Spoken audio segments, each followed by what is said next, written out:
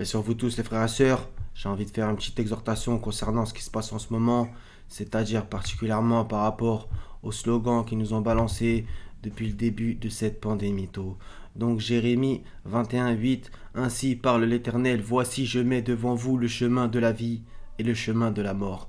Donc en vérité, ils vous disent le chemin de la vie, c'est celui où il faut aller prendre la pique-pique, le pass, etc. Et le chemin de la mort, c'est pour ceux qui justement n'obéiraient pas à tout cela et qui au final ne pourraient plus rien faire. Donc je pense qu'encore une fois, c'est une illusion, une fausse promesse que le diable et ses alliés font, et en vérité un mensonge trompeur. Donc, par exemple, tout le monde avait vu ces trucs-là, protégez-vous et protégez les autres, etc. avec les trucs barrières. Donc on va aller juste après, sauver des vies, rester chez vous, etc. Donc tous ces messages hypocrites en plus, qui des fois sont des copier-coller de ce qu'on va voir dans l'écriture, et bien entendu le Seigneur leur répond. Sourate 4, verset 78, rajim, bismillah, où que vous soyez, la mort vous attendra, fussiez-vous dans des tours imprenables. Donc tout ça en vérité c'est parce que ils ont fait craindre la mort à tout le monde, alors que vers Allah est le retour, et c'est lui qui donne la vie et la mort. Wallahu yuhyi wa yumit. Mais en vérité, l'être humain craint de plus en plus la mort et a une espèce d'intention de devenir immortel. Et donc du coup, il joue sur cela. Sourate 4, verset 45. Allah connaît mieux vos ennemis et Allah suffit comme protecteur. Et Allah suffit comme secoureur. Donc voilà, donc sauvez des vies, restez chez vous. Comme si en vérité ça allait te sauver, etc. Alors que la mort nous attendra, fussiez-vous dans des tours imprenables. Écartez-vous donc de la mort si vous êtes véridique. Donc, regardez un petit peu cette affichette. Donc en vérité, c'est comme si on voyait deux mains tendues vers le ciel, ça ressemble particulièrement à une invocation. Les bons gestes, c'est ce qu'on va voir. Sourate 26, 217, 220. Et place ta confiance dans le Tout-Puissant, le Très Miséricordieux, qui te voit quand tu te lèves et tes gestes parmi ceux qui se prosternent. C'est lui vraiment l'audient, l'omniscient. Sourate 36, du verset 7 à 11, à propos du mot barrière. Et nous mettrons une barrière devant eux et une barrière derrière eux.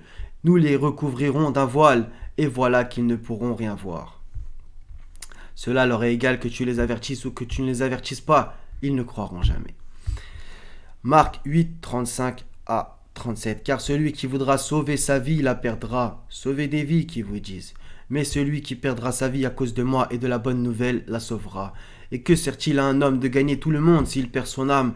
Que donnerait un homme en échange de son âme? Donc ils vous font craindre l'indigence. Le diable vous fait craindre l'indigence, ça c'est un verset. Et voilà donc. Tu pourras plus faire ci, tu pourras plus faire ça. Et du coup, en vérité, ça a mis la panique dans pas mal de cœurs, hélas. Et Allah s'interpose entre l'homme et son cœur. Sourate 76, verset 3. Nous l'avons guidé dans le chemin. Donc l'homme, quand on revient juste au-dessus, qu'il soit reconnaissant ou ingrat. Et l'homme se refuse à tout sauf à être ingrat. La plupart des gens ne sont pas reconnaissants.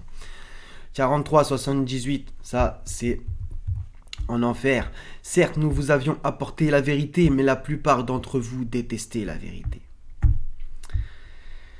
Sourate 6, verset 116, relire. 87, 8 à 17. Nous te mettrons sur la voie la plus facile. Le Seigneur va nous ouvrir la voie. Il faut avoir confiance. Et c'est encore une fois dans Jérémie.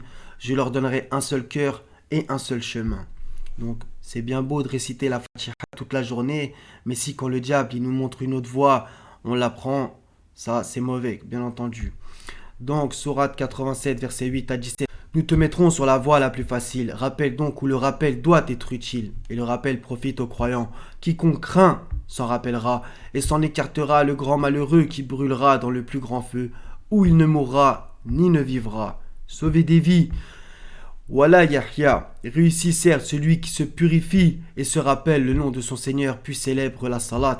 Mais vous préférez plutôt la vie présente, alors que l'au-delà est meilleur et plus durable. Matthieu 25, verset 25. C'est pourquoi je vous dis, ne vous inquiétez pas pour votre vie de ce que vous mangerez, ni pour votre corps de quoi vous serez vêtu.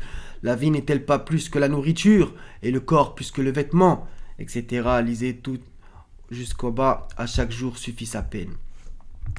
L'homme ne vivra pas de pain seulement, mais de toute parole qui sort de la bouche de Dieu.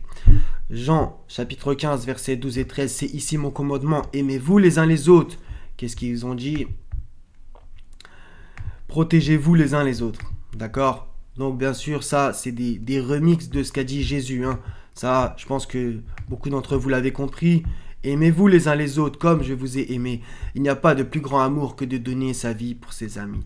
Donc bien sûr, tous ces slogans super hypocrites, sauver des vies, alors qu'en vérité, il y a des millions de gens qui meurent par an parce que justement, tout le monde s'en fout d'eux et que ce système diabolique fait en sorte justement que ça se passe comme ça. Les gens qui meurent de faim, les gens qui meurent de tellement de trucs, vous le savez en vérité, j'ai même pas à vous le rappeler, c'est pas de la démagogie, c'est une vérité. Donc voilà, quand il y a la famine dans le monde, personne ne s'arrête de bouffer. Donc ce délire complètement hypocrite, je pense que voilà, va falloir que ça s'arrête un petit peu. Deutéronome chapitre 30, un passage magnifique avec la bénédiction d'un côté, la malédiction d'un autre. Donc si on fait ceci, la bénédiction, si on fait cela, la malédiction. J'ai mis devant toi la vie et la mort, la bénédiction et la malédiction. Voilà. Et que le Seigneur nous bénisse et nous préserve. On va terminer par Proverbe chapitre 12 verset 28. La vie est dans le sentier de la justice, la mort n'est pas dans le chemin qu'elle trace. Voilà. Relire le psaume 23. Et quand je marche dans la vallée de l'ombre de la mort, je ne crains aucun mal, car tu es avec moi. Vous inquiétez pas les frères et sœurs. Relire aussi le chapitre 5 de Job, avec des super beaux enseignements. Il crée la plaie, mais il la bande, etc. C'était pour, entre guillemets, qu'on se donne de la force, une exhortation pour nous tous, pour que ça nous fasse du bien au cœur. Par sa grâce infinie, le Seigneur, il est avec ceux qui ont confiance en lui. Et quiconque place sa confiance en Allah, il lui accordera une issue favorable. Soyez tous bénis. Wassalamun ala al-mursalin. Walhamdulillahi rabbil alamin. La ilaha illa huwa al-azizul hakim. Prenez soin de vous. À la prochaine, Inch'Allah. Je vous aime pour la face du Seigneur. Salam.